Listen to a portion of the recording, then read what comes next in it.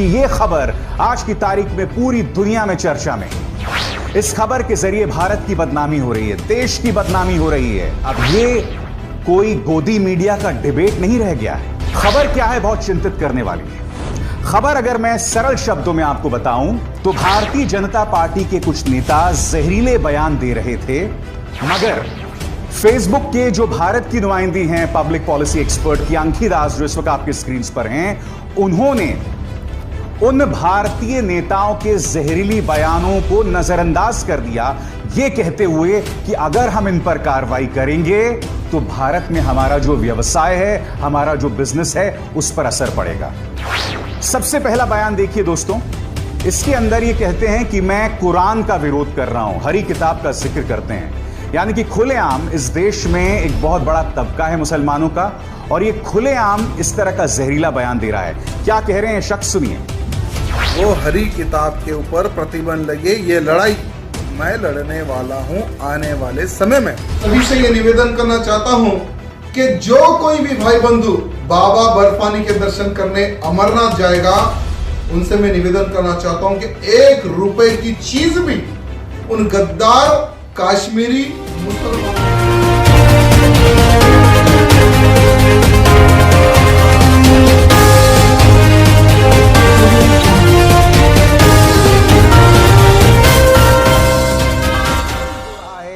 Social media platform Facebook के साथ। खबर क्या है, बहुत चिंतित करने वाली है। खबर अगर मैं सरल शब्दों में आपको बताऊं तो भारतीय जनता पार्टी के कुछ नेता जहरीले बयान दे रहे थे, मगर फेसबुक के जो भारत की नुमाइंदी हैं पब्लिक पॉलिसी एक्सपर्ट की अंकी दास, जो इस वक्त आपके स्क्रीन पर हैं, उन्होंने उन भारतीय नेताओं के जहरीली बयानों को नजरअंदाज कर दिया, यह कहते हुए कि अगर हम इन पर कार्रवाई करेंगे तो भारत में हमारा जो व्यवसाय है, हमारा जो बिजनेस है, उस पर असर पड़ेगा। खबर क्या है, मैं आपको पढ़ के सुनाना चाहता हूं, जो इस वक्त आपकी स्क्रीन पर है। इस रिपोर्ट में, जो कि वॉल स्ट्रीट जर्नल में सामने आई है, उसमें कहा गया है, बिजनेस का हवाला देते हुए भारत फेसबुक ऐप की टॉप पब्लिक पॉलिसी एग्जीक्यूटिव अंकी दास ने भारत बीजेपी से जुड़े ग्रुप्स और कम से कम 4 लोगों पर हेट स्पीच रूल्स लागू करने का विरोध किया था, बावजूद इस तथ्य के कि हिंसा को बढ़ावा देने या उसमें हिस्सा लेने के लिए उनकी आंतरिक तौर पर पहचान की गई थी। भारतीय जनता पार्टी और फेसबुक के शर्मनाक सत्य को उजागर किया है अमेरिकी अखबार वॉल स्ट्रीट जर्नल ने, और वॉल स्ट्रीट जर्नल ने कि इस खबर को यहां पे कुछ अखबारों ने फॉलो अप किया है। द इंडियन एक्सप्रेस ने जब फेसबुक के प्रवक्ता से बातचीत की तो उसके जवाब में इंडियन एक्सप्रेस को फेसबुक के प्रवक्ता ने क्या कहा, वो मैं आपको पढ़ के सुनाना चाहता हूं। हम हेट स्पीच और हिंसा भड़काने वाले कंटेंट पर प्रतिबंध लगाते हैं, और हम किसी की राजनीतिक स्थिति या पार्टी संबंधता के बिना इन नीतियों को वैश्विक स्तर पर लागू करते हैं, जबकि हम जानते हैं कि अभी करने के लिए और भी बहुत कुछ है। हम एनफोर्समेंट पर प्रगति कर रहे हैं और निष्पक्षता और सटीकता सुनिश्चित करने के लिए अपनी प्रक्रिया का नियमित ऑडिट करते हैं। आज यह सवाल मैं पूछना चाहता हूं फेसबुक से, यह सवाल मैं पूछना चाहता हूं भारतीय जनता पार्टी से कि क्या चंद रुपए तुम्हारे लिए ज्यादा जरूरी हैं या भारत की शांति? क्या आप भारत के सामाजिक ताने माने को तहस नहस करना चाहते हैं? क्यों? क्योंकि आपको एक पार्टी के प्रोपेगेंडा को आगे करना है, आपको जहर को समाज के अंदर फैलाना है।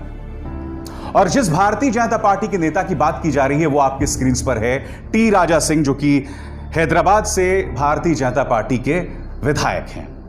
आज मैं आपको इस रिपोर्ट को मैं थोड़ी और आगे ले जा रहा हूं दोस्तों। मैं आपको बतलाना चाहता हूं कि शख्स ने किस तरह से समाज के अंदर जहर घोलने का काम किया। एक एक मैं बयान आपको सुनाने वाला हूं।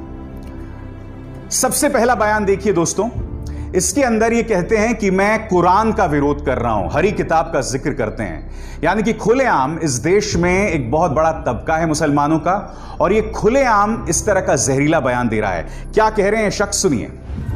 वो हरी किताब के ऊपर प्रतिबंध लगे, ये लड़ाई मैं लड़ने वाला हूं आने वाले समय में, क्योंकि वो हरी किताब में ये लिखा हुआ है, हिंदुओं को काटो, हिंदुओं को मारो, उनकी स्त्रियों से बलात्कार करो, उनको पत्थर मार मार के खत्म कर दो, ऐसा वो हरी किताब में लिखा हुआ है। और आज मैं और एक सपना देखता हूँ, अखंड हिंदू राष्ट्र की स्थापना का सपना। अयोध्या में भव्य राम मंदिर बने, ये मेरा सपना। गौ माता पूरे भारत देश में नहीं, पूरे विश्व में गौ माता को राजमाता का दर्जा मिले। गौ हत्या पर प्रतिबंध लगे, ये मेरा सपना। बंदूक की नोक पर मेरे कश्मीर में मेरे पंडितों को बसाया जाए, ये मेरा सपना। और जो कोई भी हिंदू समाज को खत्म करने की बात करे, भारत देश पर आक्रमण करने की बात करे, ऐसे लोगों को बात से नहीं, इन चौराहे पर खड़े करके गोलियों से उड़ा दे, तोप से उड़ा दे, तलवार से इनकी गर्दन काट दे। उस प्रकार का मैं भारत देखना चाहता हूं। सेकुलर की वजह से ही भारत देश में मुगल राज करे, सेकुलर की वजह से ही भारत देश पर 200 साल अंग्रेज राज करे। और बात यहां नहीं रुकती है। आपके स्क्रीन पर इंडिया टुडे की यह खबर, जब ऊना में दलितों की पिटाई हुई थी, बेरहमी से पिटाई हुई थी, तब उसने इस पिटाई को जायज ठहराया था। जी हां, मैं नहीं भूला हूं कि उत्तर प्रदेश के चुनावों से ठीक पहले प्रधानमंत्री नरेंद्र मोदी ने आंखों में आंसू लाके कहा था कि मेरे दलित भाइयों को मत मारिए, मारना है तो मुझे गोली मारिए। अगर आपको कोई तकलीफ है तो वार करना है तो मुझ पे करिए, मेरे दलित भाइयों पर वार करना बंद कर दीजिए। वार करना है तो मुझ पे कीजिए, गोली चलानी है तो मुझ पे चलाइए, मेरे दलित भाइयों पर मत चलाइए। और यहां उनका एक विधायक टी राजा सिंह, जिसके नफरती बयानों को फेसबुक ने नजरअंदाज कर दिया, खुलेआम इस बात की वकालत कर रहा है कि ऊना में जो दलितों की पिटाई हुई वो ठीक हुई। अब तीसरा बयान देखिए इस टी राजा सिंह का। इस बयान में यह कह रहा है कि जब आप वैष्णो देवी जाते हैं, अमरनाथ यात्रा करने जाते हैं, तो वहां जो कश्मीरी आपका सामान उठा रहे होते हैं उन्हें पैसे मत दीजिए। क्या कह रहा है ये सुनिए, उसके बाद मैं इसकी समीक्षा करूंगा। मैं सभी से यह निवेदन करना चाहता हूं कि जो कोई भी भाई बंधु बाबा बर्फानी के दर्शन करने अमरनाथ जाएगा, उनसे मैं निवेदन करना चाहता हूं कि 1 रुपए की चीज भी उन गद्दार काश्मीरी मुसलमानों से ना खरीदे। और वो दर्शन करने के बाद में जो श्रीनगर जाते हैं घूमने फिरने के लिए, मैं उन सभी हिंदू भाई बंधुओं से, भारतवासियों से भी यही निवेदन करना चाहता हूं कि 1 रुपए की चीज भी उन गद्दार मुसलमानों से ना खरीदे। मैं पूछना चाहता हूं कि जो लोग मेहनत से अपनी रोजी रोटी कमा रहे हैं, जो कश्मीरी, तुम उन्हें पत्थर मारने वालों के साथ कैसे जोड़ के देख सकते हो? क्योंकि खुद भारत सरकार लगातार कह रही है कि भाई कश्मीर को हमें मुख्य धारा में लाना है। फिर भी इस आदमी ने आज से 2 या 3 साल पहले इस तरह का बयान दिया था। मैं इस बयान को देशद्रोह मानता हूं और उससे कम कुछ नहीं, क्योंकि तुम कश्मीर के लोगों को देश से जुदा करने की बात कर रहे हो, उन्हें अलग थलग करने की बात कर रहे हो। इस आदमी के जहरीले बयान को फेसबुक के इस नुमाइंदे अंकी दास ने इस पर अंकुश लगाने से इनकार कर दिया था। ये लोग चाहते हैं कि हमारे समाज में दंगे भड़कते रहें। ये लोग चाहते हैं कि भारतीय समाज का जो ताना बाना है वो बिखरता रहे। मैं ये जानना चाहता हूं इसके पीछे किसकी साजिश है, कौन जिम्मेदार है। एक और बात बताता हूं मैं आपको। मार्क जकरबर्ग, फेसबुक के सुपर बॉस, इन्होंने इस शख्स कपिल मिश्रा का नाम लिए बगैर कहा था कि दिल्ली के अंदर एक नेता है जिसने कहा था ट्रंप की विजिट के दौरान, ट्रंप की यात्रा के दौरान, कि तुम मेट्रो में ये जो लोग हैं इनको हटा दो, आज तो हम कुछ नहीं कर रहे हैं मगर कल हम खुद सड़क पर उतर जाएंगे। ये कपिल मिश्रा का बयान था। खुद मार्क जकरबर्ग ने कहा था कि हमने इस बयान को हटा दिया था, हमने जो कपिल मिश्रा ने कहा था उसे हटा दिया था, क्योंकि हमें लगता था इससे समाज का ताना बाना बिगड़ रहा है। आज मैं सवाल पूछना चाहता हूं, बावजूद इसके कपिल मिश्रा का एक पेज फेसबुक में ऑपरेशनल है और ये जो पेज है वो वेरीफाइड है। आप देख रहे हैं ब्लू टिक, यानी कि ये पेज खुद कपिल मिश्रा चलाता है जो जहरीले बयान लगातार उगलता रहता है। ये वो आदमी है जिसने कुछ दिनों पहले प्रधानमंत्री को आईएसआई का जासूस कहा था, जैसे कि आप स्क्रीन पर देख रहे हैं। और यही नहीं, इसने विधानसभा में खड़े होकर कहा था कि हमारे प्रधानमंत्री लड़कियों की जासूसी करवाते हैं। और ये सीडी वो घिनौना सच हिंदुस्तान के सामने लेके आती है कि कैसे एक मुख्यमंत्री एक लड़की, अपनी से आधी उम्र की लड़की के पीछे पड़ता है, और पीछे कैसे पड़ता है, पूरी की पूरी पुलिस उसके पीछे लगाता है। केवल पुलिस नहीं, वहां की इंटेलिजेंस एजेंसी और यहां तक कि एटीएस के अधिकारियों तक को भी एक लड़की के पीछे लगा देता है, उसकी एक एक पल की खबर रखने के लिए। पुलिस अधिकारियों के बीच में खुद पुलिस अधिकारी सिंघल, 267 फोन कॉल का रिकॉर्ड है, 267 कॉलों का रिकॉर्ड दिया गया है, सीबीआई के पास भी दिया गया था।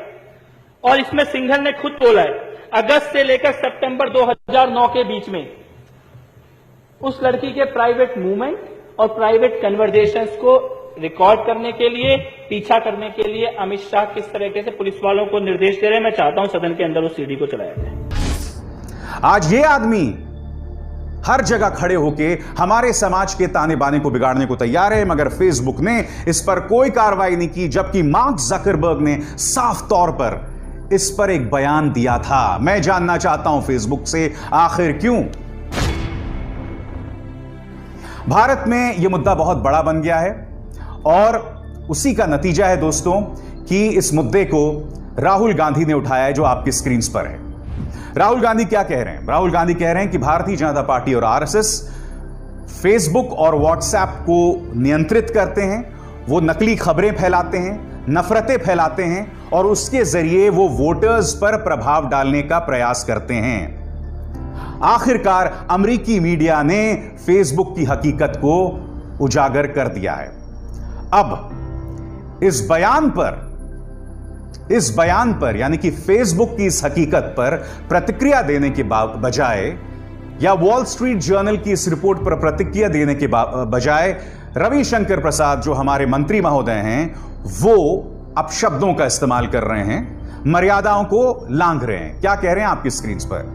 वो पराजित लोग, जिस शब्द का इस्तेमाल किया है उन्होंने, लूजर्स, जो पराजित लोग अपनी पार्टी तक को प्रभावित नहीं कर सकते, वो ये दावा कर रहे हैं कि पूरी दुनिया को बीजेपी और आरएसएस चला रहे हैं। आप लोग कैम्ब्रिज एनालिटिका मामले में रंगे हाथों पकड़े गए थे। आज मैं रविशंकर प्रसाद से पूछना चाहता हूं, रविशंकर प्रसाद, आखिर कब आप इस मुद्दे पर बयान देंगे? आखिर कब आप मुद्दे से को इसी तरह से भटकाते रहेंगे कांग्रेस पर हमला करते हुए?